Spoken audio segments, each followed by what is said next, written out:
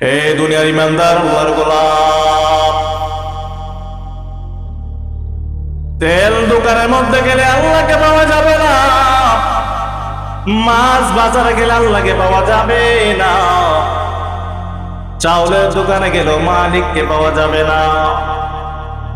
আল্লাহ রাব্বুল আলামিন জানে রে বান্দাগণ, আমি আল্লাহকে পাইতে হলে কোথায় যাওয়া লাগবে জানো? তুমি যদি আমি মালিককে পাওয়ার জন্য তেলের দোকানে যাও, আমি মালিককে পাওয়ার জন্য তুমি চাউলের দোকানে যাও, আমি মালিককে পাওয়ার জন্য তুমি যদি মাছ বাজারে যাও, না না, আমি মালিককে এই জায়গার মধ্যে পাবা না। আমি মালিককে পাইতে ওই যে কণ্ঠনগর দ্বীনি মসজিদে আমি মালিকের পরিচয় আলোচনা করা হয়। আমার মালিককে পাওয়ার জন্য ওই কণ্ঠনগর ওয়াজের মাহফিলে তোমরা যদি গিয়ে বসতে পারো রে মুমিন, তাহলে তোমরা আমি মালিককে পেয়ে যাবা। সাল্লাল্লাহু বলেন। আল্লাহ নবী সাল্লাল্লাহু আলাইহি ওয়াসাল্লাম ডাকতেন,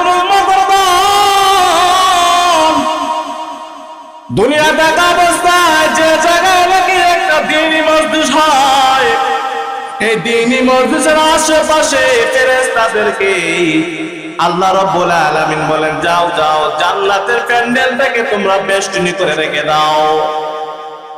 ফেরেশতারা ডাক দেয়া বলে, রব্বুল আলামিন ওই জান্নাতের বাগানের মধ্যে কিছু মানুষ বসে আছে।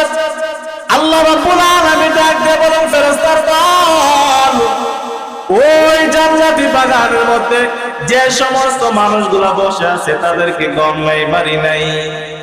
এরে ফেরেশতার দল, শীতের মধ্যে তারা যখন ঠান্ডা মাটির মধ্যে বসে আছে তাদেরকে গম নাই। এমনি ফেরেশতারা ডাক দেয়া বলে, মালিক তাদের ঘর আছে, তাদের বাড়ি আছে, সব কিছু আছে, তারপরও তারা ওই জান্নাতের বাগানের মধ্যে বসে আছে। রব্বুল আলামিন কেন জানেননি তারা কেন ওই জান্নাতের বাগানের মধ্যে বসে আছে? তোমার বন্ধুর মুখ থেকে তোমার প্রশংসা শুনলো, তোমার বন্ধুর মুখ থেকে তুমি মালিকের পরিচয় শুনলো। হযরত রব্বুল আলামিন তোমার পরিচয় শোনার পর জাহান্নামের আযাবের ভয়, জাহান্নামের আযাবের ভয় যখন নাকি শুনলো, ওই জাহান্নামতে মুক্তি পাওয়ার জন্য আজকে জান্নাতের প্যান্ডেলে বসে আছে। আল্লাহ রাব্বুল আলামিন ওই সময় ফেরেশতাদেরকে উদ্দেশ্য করে জানায়, তুমি ফেরেশতার দল, তোমরা সাক্ষী রাখো, আমি রব্বুল আলামিন যারা নাকি ওই সমস্ত প্যান্ডেলের জান্নাতি বাগানের মধ্যে বসে আছে, আমি রব্বুল আলামিন তাদের জিন্দেগির তামাম গুনাহ মাফ কইরা দিব। সুবহানাল্লাহ বলে।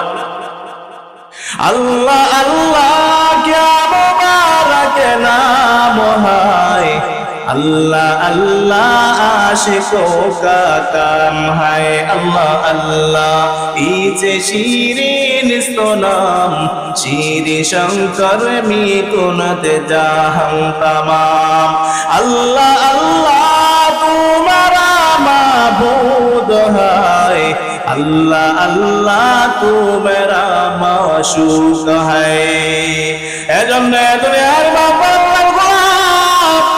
জমিনে থাকা অবস্থায় মালিককে ভয় করে তোমরা জমিন থেকে বিদায় নিতে হবে রে মুমিন।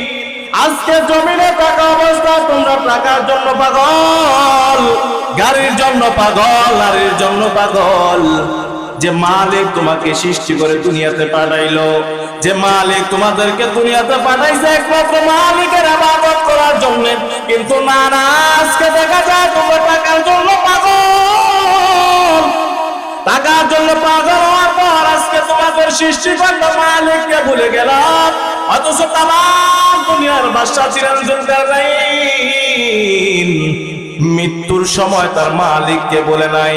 আল্লাহ রাব্বুল আলামিন যুলকারনাইনকে তামাম দুনিয়ার বাদশা বানাবার পর ওই যুলকারনাইন তার মালিককে ভুলে নাই, মৃত্যুর সময় তার মালিকের ভয় নিয়ে দুনিয়া থেকে বিদায় নেয়। যুলকারনাইন রাহমাতুল্লাহি আলাইহি দুনিয়া থেকে বিদায় নেওয়ার সময় ওনার খাদেমকে যারা খাদেম আমি জুলকারনাইন যখন নাকি দুনিয়া থেকে বিদায় নিব, আমি জুলকারনাইনকে যখন খাটিয়ার মধ্যে শোয়াইবা, আমি জুলকারনাইনকে যখন সাদা কাপড়ের ভিতরে মোড়াইবা, সাদা কাপড়ের ভিতরে ঢুকাইয়া যখন খাটিয়ার মধ্যে রাখবা, এরে খা দে, আমি জুলকারনাইনের দুইটা খাটিয়ার ভিতর দিয়া বের করে দিবা। জুলকারনাইন যখন নাকি দুনিয়া থেকে বিদায় নেওয়ার সময় কাঁধে জুলকারনাইনের নসিহত অনুযায়ী জুলকারনাইনের দুইটা হাত খাটিয়ার ভিতর দিয়া বাইর করে দেয়। বাইর করে দেওয়ার পর জুলকারনাইন এলাকার আশপাশ দিয়ে ঘুরায়, শহরের অলিতে করে দিয়া যখন এই জুলকারনাইনের লাশটা ঘুরাইতেছে এমনি দুনিয়াদার নাফরমান বান্দা ডাকতে বলে, দেখো দেখো তামাম দুনিয়ার বাদশা জুলকারনাইন মৃত্যুর পর দুইটা হাত বার কইরা জানায় দেয়, দুনিয়ার মানুষ আমি জুলকারনাইন মৃত্যুবরণ করলাম ঠিক, আমি দুইটা হাত বার কইরা দিলাম, আমাকে দাও দাও আরো টাকা পয়সা দাও। এমনি ইমানদার ডাক দেওয়া নাফরমান তামাম দুনিয়ার বাদশা জুলকারনাইন দুইটা হাত এভাবে বার কইরা জানায় দেয়, দুনিয়ার মানুষ আমি জুলকারনাইন তামাম দুনিয়ার বাদশা হওয়ার পর মৃত্যুর সময় খালি হাতে মালিকের কাছে যাইতেছি। এজন্য তুমি যত টাকা পাও না কেন, যত টাকা পাও না কেন, মরার সময় কিন্তু তুমি টাকা নিয়ে যেতে পারবা না।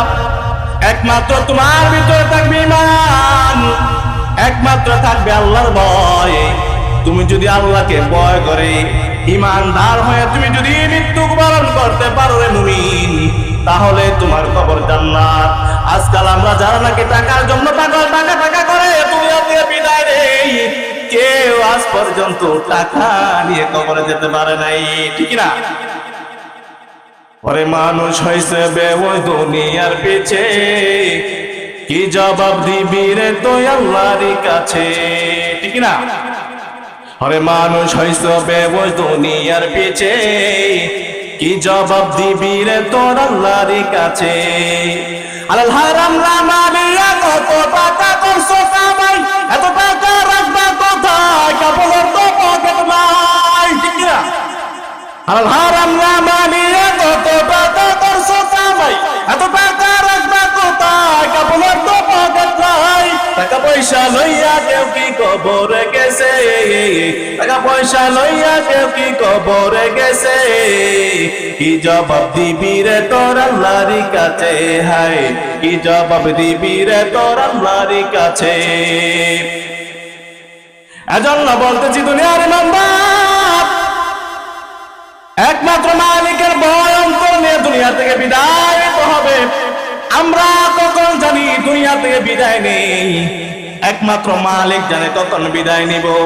এই জন্য আমাদের মত আসার আগে আগে আমাদের ইমানটাকে পরিপূর্ণ ইমান বানিয়ে দুনিয়া থেকে বিদায় নিতে হবে। এই জন্য ইমান মজবুত করতে হবে মুমিন। আল্লাহ রাব্বুল আলামিন আমাদেরকে নামাজের বিধান দিলেন, রোজার বিধান দিয়ে দেন।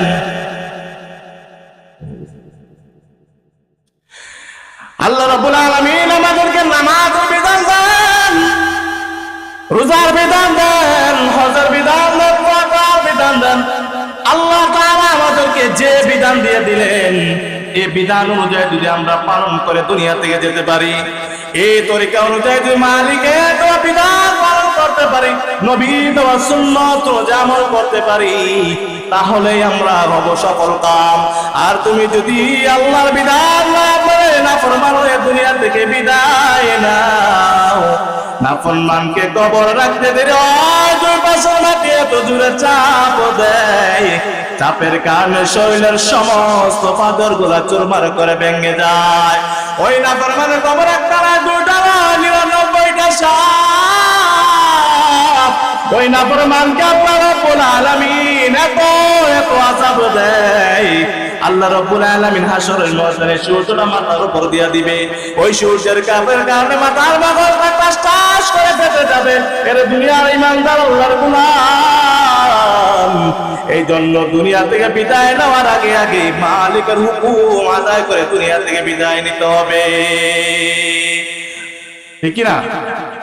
আমার মরণের কতদিন বাকি আমি জানিলাম না গো আল্লাহ, মরণের কতদিন বাকি আমার মরণের কতদিন বাকি আমি জানিলাম না গো আল্লাহ, মরণের কতদিন বাকি আর আজরাইল আসিয়া যখন হস্তে দিবা ধরি, আজরাইল আসিয়া যখন হস্তে দিবা ধরি, তখন আমার মনাবাই গর্বালুকালুকি আমি জানিলাম না গো আল্লাহ, মরণের কতদিন বাকি আমার মরণের কতদিন বাকি আমি জানিলাম না গো আল্লাহ, মরণের কতদিন বাকি আর সীতানাম ফকিরে কোন মনেতে ভাবিয়া, সীতানাম ফকিরে কোন মনেতে ভাবিয়া, কোন জায়গায় রাখবাই আল্লাহ অন্ধকারে নিয়া আমি জানিলাম না গো আল্লাহ, মরণের কতদিন বাকি আমার মরণের কতদিন বাকি আমি জানিলাম না গো আল্লাহ, মরণের কতদিন বাকি।